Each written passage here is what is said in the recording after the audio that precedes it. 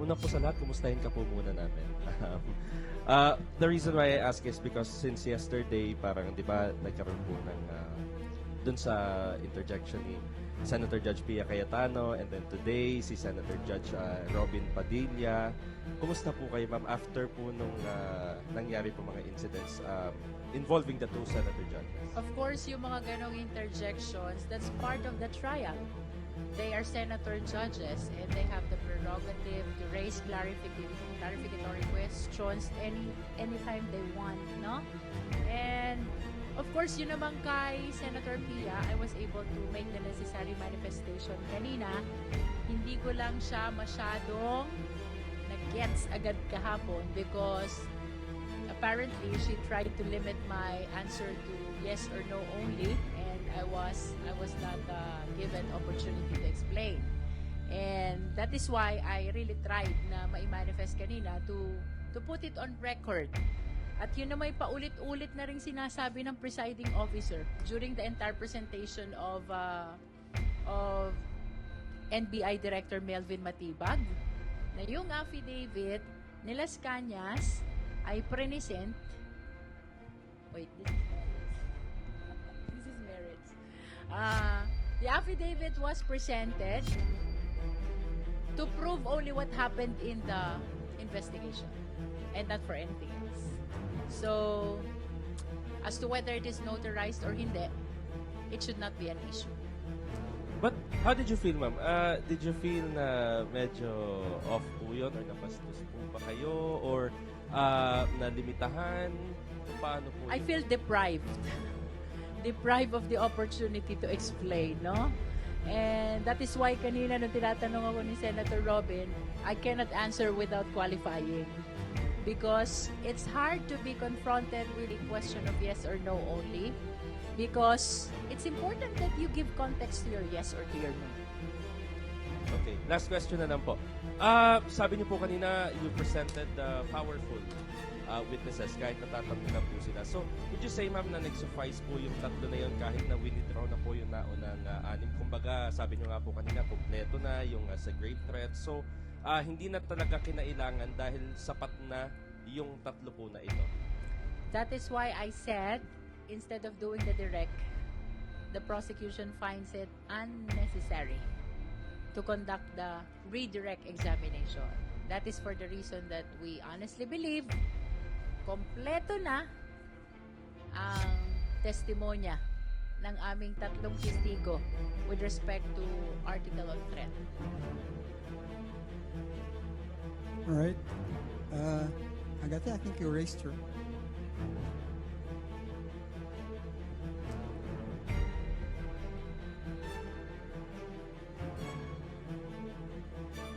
Hello po.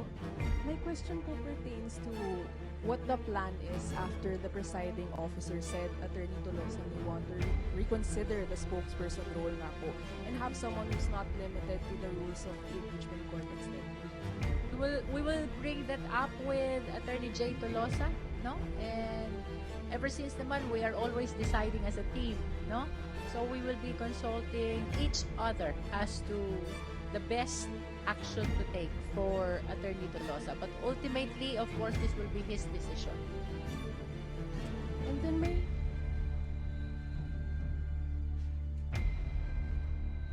the question was posed not only for consideration of the prosecution but also for the defense. No? Because same situation si Attorney Poa, who also is a who was also a defense lawyer and at the same time a spokesperson. So, as our chair and lead public prosec has always said, all decisions of the prosecution, whether it be public or private, is always consultative, collegial, and consensual. So, pag-uusapan pa natin. And then regarding naman po specifically yung comment ni Senator Padilla na sana daw hindi one-sided yung prosecution daw po. Ano po yung reaction doon since parang ingay po sa loob ng session hall when that was said? Well, with all due respect kay Senator Judge Robin Padilla, no? Apparently, this impeachment trial is adversarial. Maliwanag yun. Kaya merong prosecution is to establish the case. Kaya may defense is to defend the innocence of the respondent, no? So, it is very much anticipated that the prosecution is biased towards presenting the case, presenting the evidence, no? Siguro mas nakakapagtaka pag naging neutral ang prosecution. At lalong nakakapagtaka kung i-defend namin yung respondent, no? So, I think Kong Jinky is very diplomatic in her answer. Kasi ako, yung Maginoo, pero medyo bastos tayo. But I've always said that sometimes the Senate impeachment hearings are in black and white. And we're very appreciative that Senator Robin always brings color and surprise and excitement. It's as if, especially if it's the last one to manifest, nagigising po kami lahat. Kanina talaga nagigising kami lahat. At pinagalitan pa kami sa front row. So, may I use this opportunity to apologize to Senator Judge Robin. There was no intent to disrespect him. Kaya lang, syempre, pag lawyer ka at nasa litigation ka, i-emote ka mag-i-emote ka, no? Alam naman nila yung, hindi naman emote na drama, pero it is an instinctive reaction. There was really no intent to disrespect him when he said, lalong-lalo na yung mga nasa front row, nagtinginan kaming ganyan, yung pala kami yung nasa front row. So, Senator Robin, sabi mo, kaibigan tayo, forgive na lang. Hindi na kami uulit dyan. Pero, the prosecution really is for the prosecution. And the defense is for the defense. Di ba? Ganun. As we say, it is the nature of the beast. Senator Judge must be the one who is neutral. Okay. Yung siguro sinasabing dapat neutral, that applies to senator judges.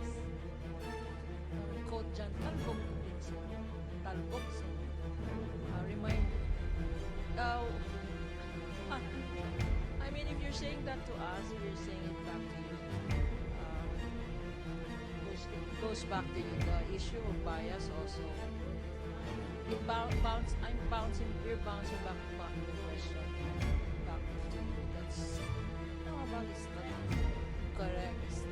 It's talbog. Ibalik lang natin doon sa tamang konteksto. No? Of course, with due courtesy to Senator Robin, nirirespeto naman natin yung kanyang pananaw na parang one-sided, no, ang prosecution. Pero ibalik natin, ang Kongreso ang siyang tumanggap ng impeachment complaint sang-ayon sa konstitusyon. Tiningnan kung may complaint ba kumpleto sa forma at may basihan at nakita at sinang-ayunan ng 257 congressman na isumiti yung articles of impeachment. Ibig sabihin, ang Kongreso na ngayon, ang prosecutor o yung magre-representa ng mga nagreklamo at sang-ayon doon sa mga nakitang pwede, may probable cause. Ngayon ay naiakyat iyan sa korte na ang Senado in this case. Dito naman sa korte, talagang bubuksan mo na ang lahat ng prueba na ipapakita ng prosecution para i-confirm or sang-ayunan or tuldukan yung mga reklamo at patotohanan yung mga reklamo. Yung defense naman ay yung akusado kung saan in its word itself, defense, dedepensa. Yan po ang sitwasyon. Ang neutral ay ang senator judges kasi kailangan nilang pakinggan, i-analyze, pag-aralan, pagdebatihan ang lahat na related sa kaso para magdesisyon. Hindi pwedeng maging biased ng senator judges, pero ang defense talagang itidepensahan nila ang akusado. Ang prosecutor naman ay siya ang magtutulak para i-prove na meron silang tamang kaso. Yan po ang sitwasyon. Siguro, baka nasobrahan ng galing no, ng ating mga prosecutors, kakibat ang ating private volunteer prosecutors Kasi syempre, nakita siguro ng ating isang senator judge, hindi lang siguro isa, baka nakita ng karamihan na talagang solid ang ebidensya, hindi pwedeng malihis, hindi pwedeng mahinto, kailangan ipagpatuloy at kailangang tudukan. Kaya nirerespeto namin si Senator Robin Padilla, pero ibalik natin, ano ba ang nararapat, ano ang dapat at saan ito patungo? Follow-up question lang po, attorney. Ano po ba yung instinctive reaction that Senator Robin reacted to? Ano po yung nangyayari sa front row? Hindi ko na maalala kasi wag na lang kasi kami sa front row kasi alam namin nakikita kami sa front row. Trying to behave ka. Trying to behave. Kaya lang, minsan mahirap mag-behave kasi you react sa lawyer. You react kasi years of experience na. Parang sa korte yan, di ba nanonood naman kayo ng court scenes? Diba?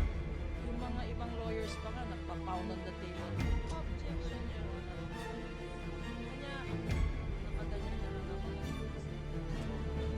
Yeah. No, but, it is not out of disrespect. It is because of our years of training where we instinctively react to what we think is wrong or to what we think is unfair.